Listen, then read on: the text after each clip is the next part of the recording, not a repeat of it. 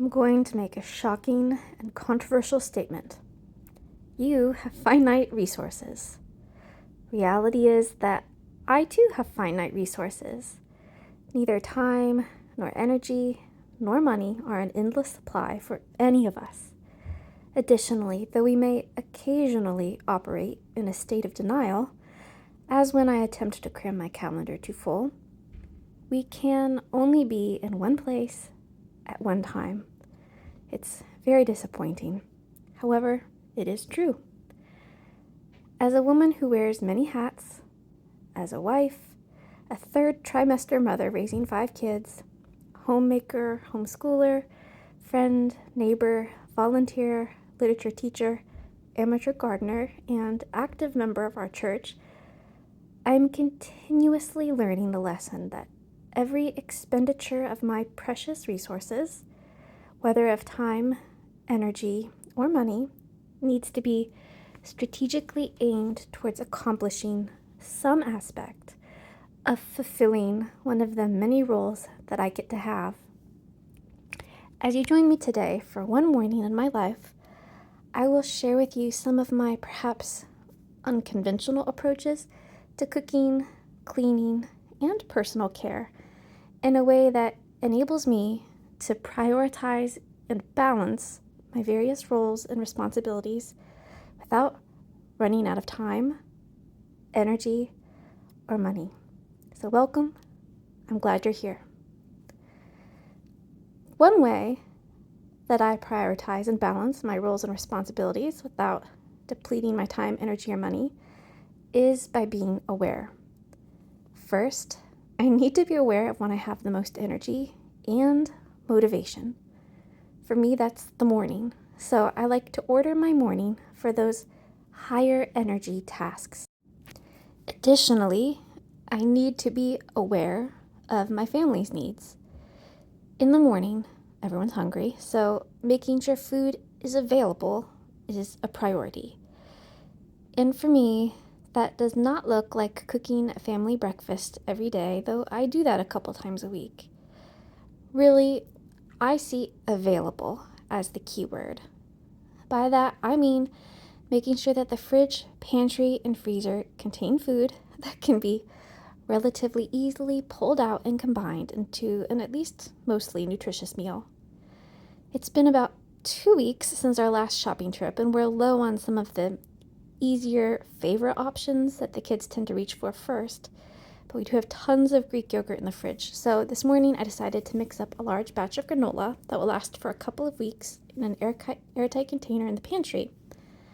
I'm using sprouted organic quick oats, avocado oil, salt, vanilla, maple syrup, brown sugar, chopped pecans, sliced almonds, giving them a quick mix, press them into a parchment-lined half-sheet pan, bake it in the oven, 300 degrees for about an hour, rotating the pan about halfway through. I don't use a recipe or measuring cups or spoons most of the time because I can taste the mix as I go and know if I need to add anything. This saves me time and energy. Firstly, I don't have to find and get out those measuring items, and secondly, I don't have to wash dry and put them away afterwards. When I don't measure, the result is not identical every time, but it is always delicious. It's always edible. Then, with this large batch of granola, kids can make themselves yogurt and granola or just eat the granola plain as a snack for the next few weeks. I've made a big batch intentionally rather than several smaller batches so I can cook and clean up once, but we eat from this batch many times. This is a decision I make to conserve my time and energy. I also need to be aware of health and fueling my body so I have as much energy available as possible. I always feel best when I have some kind of protein at breakfast in addition to carbs and fats. And recently I've been experimenting with blending cottage cheese to a smooth consistency and adding it into baked goods like waffles or making pudding-like concoctions as a quick, no-cook, protein-rich option ready to grab from the fridge at a moment's notice. My daughter is eating some leftover waffles from earlier in the week that had a lot of eggs and cottage cheese blended into the batter. For waffles and pretty much everything I cook, I make that much larger batch than we could eat at one meal, and then I can pull out extras from the fridge or freezer whenever we need them. I really like topping my waffles with almond butter and frozen blueberries right now, but you can't go wrong with butter and syrup too, which is what my daughter is having. So earlier this morning, I had that leftover chocolate cottage cheese pudding, which was just cocoa powder, cottage cheese, a drop of vanilla, and some honey, and I had it with a cup of decaf coffee. As an aside, if I make the cottage cheese pudding again, I would choose a different sweetener because I felt that the honey flavor was too prominent for my liking. So after breakfast had settled in my stomach a bit, I decided to take my vitamins. Now, I can't take the full amount of vitamins that is recommended because after about 6 pills, my gag reflex is pretty primed. So I take a smaller amount, but I know it's still helpful. Right now, I'm taking a multivitamin, a mushroom blend, a beef organ complex, magnesium, a probiotic, iron, and then later in the day, I'm taking an over-the-counter heartburn prevention pill. Earlier in my pregnancy, I could not stomach any vitamins, but now I can, so I'm trying to eat as much nutritious food and take vitamins as much as I can, so this baby can keep growing well and so my nutrient status is good before breastfeeding begins. I have been pregnant or breastfeeding with only about 2 months off for the last 4 years, so I recognize that I need to prioritize nutrition so I can be as energetic and healthy as possible. Next, part of my strategy includes the need to be aware of how my kids are doing and what their needs are. So if they're still sleeping at this point or they're otherwise content, then I never regret getting dinner started before the pace of the day quickens too much. So after getting the granola in the oven, I immediately began to work on marinating some chicken breasts that had been thawing in the refrigerator. This marinade is a favorite at our house. It was my grandpa's signature, and it couldn't be easier. It's just apple cider vinegar, oil, salt, pepper, paprika, parsley, marjoram, rosemary, garlic, and onion powder. Then you just toss the coat, cover, and let it sit in the fridge for up to 2 days. It's most delicious grilled, but it's good cooked in a skillet too. The recipe will be in the description box, but know that you can just eyeball the ingredients if you've developed a fairly accurate sense of measurements, and it will be delicious that way too. So this is my very, very minimal makeup routine, just to show you how simple and easy it can be. I wear makeup on average about once a week, normally on Sundays, and I normally put it on while looking into the visor mirror in the front passenger seat as my husband drives us to church. But sometimes I just feel like putting it on other days. I always kind of giggle to myself when people claim to have minimal makeup or beauty routines on social media because their definition of minimal is very different from mine. They're using all sorts of brushes and products and drawing brown and white lines all over their noses and cheeks. I want all my makeup to fit in a small bag and be able to be applied with fingers in 5 minutes or fewer because sometimes I want to look a little more awake and healthy, but it doesn't align with my priorities to spend lots of time, energy, and money on beauty products. So I do think it's fun to be creative with makeup, and I appreciate the artistry that can be involved. So I'm using a skin tint to just even out my skin, applying a little extra under my eyes to brighten those shadows, around my nose where it's a bit red, and on my chin where my skin can look a little shadowy and sometimes red. I love this particular tint because it doesn't settle in my fine lines, and it looks like skin even in daylight, which I prefer since I like more of a no makeup look most of the time. Next, I used a cool brown eyeshadow to define my socket line a bit, and then tap a bit of bright pearly shadow into the inner corners of my eye to open it up a bit. Next, I curl my eyelashes and apply a waterproof mascara. Because I have stubbornly straight eyelashes, I have found that in order to be able to hold a curl, Asian mascara brands tend to work best for me. Otherwise, my eyelashes straighten out again pretty quickly and there was no point in curling them. I use a brown tinted eyebrow gel just to tidy up my brows a bit. And for my lips, I really enjoy lightly applying a very pigmented lipstick to my lips by rubbing my finger on the lipstick, then tapping it with my fingers on my lips, and then I use whatever is left over on my fingers to tap onto my cheeks as blush. Sometimes I'll apply a balm, like a lip balm, very lightly over the lipstick if my lips are dry. But what I love about this lipstick that I'll show you in a second is that it is so pigmented and it really like penetrates deeply with to produce a stain, so that when it fades away evenly, and I don't have to worry about my lips looking patchy as the day progresses, or having a harsh line around the perimeter of my lips as the lipstick wears off.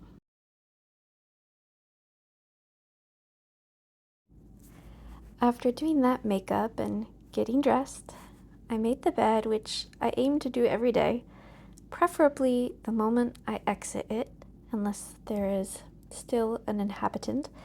Then I folded and put away some laundry, swept our stairs, and then decided to wipe down the risers of the stairs. I recently bought Dawn Power Wash for the first time. It was a great value at Costco, so I thought, why not? Because I was curious to see if it was the magical potion that greatly outperformed all other products ever to have been in existence, thereby reducing the amount of time and effort it would take to achieve sparkling, clean, lasting perfection. I will tell you that I don't think it cleans any better than a homemade concoction of dish soap and water. However, it does have its benefits. Firstly, when I spray it on vertical surfaces, it doesn't run down, which is a particular advantage if you want to clean a wall or a door or trim that has carpet directly under it. Secondly, because it comes out as a white foam, it's easy to see where it's been sprayed, and therefore which spots still need to be scrubbed or wiped down. And thirdly, it has a surprising appeal for my two youngest kids.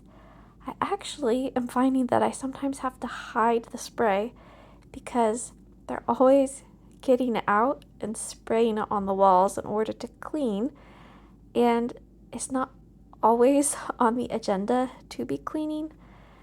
But this morning was wide open, so after sweeping the stairs and spraying the risers of the stairs with the Dawn just soap and wiping them down with my toddler, we proceeded upstairs to our hallway, and we really just went to town cleaning walls and baseboards and doors and cabinet doors.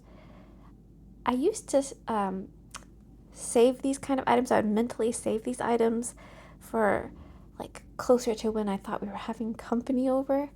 I'd be like, there's no point in doing it now because it's going to get messy again and I'll have to redo it. But my thinking on that has changed. That was always way too overwhelming because then I would have a to-do list the length of my leg. So my approach now is when there are a few minutes of time and we have the motivation to just do whatever cleaning is right in front of us, because then the house is never really getting to a point where everything needs to be touched. It's just little things here and there.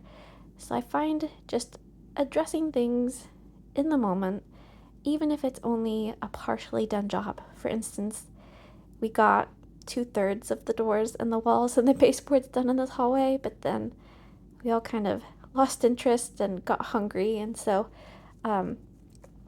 we stopped after we got most of it done, and that's okay because we can get to the other part later.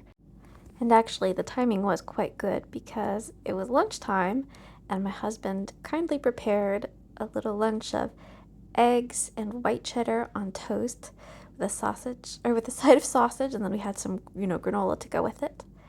So as I show you the new blooms on my African violets and orchid, I wanted to reiterate how getting everything done is impossible. However, you can make progress toward achieving your priorities by scheduling the tasks that support those priorities to coincide with your times of greatest energy and availability, by considering ways to streamline your daily routines to support your priorities, evaluating and strategically capitalizing on your actual, not ideal, time, energy, and financial resources, by supporting your energy by eating, drinking, and sleeping enough, and by creating small but definite progress in things like cooking and cleaning, by capitalizing on windows of opportunity as they present themselves throughout the day, even if it's only a few minutes here and there. I hope this has been helpful. If it has, please consider sharing this video with a friend or subscribing. Thank you for watching, and I hope you come back for the next video.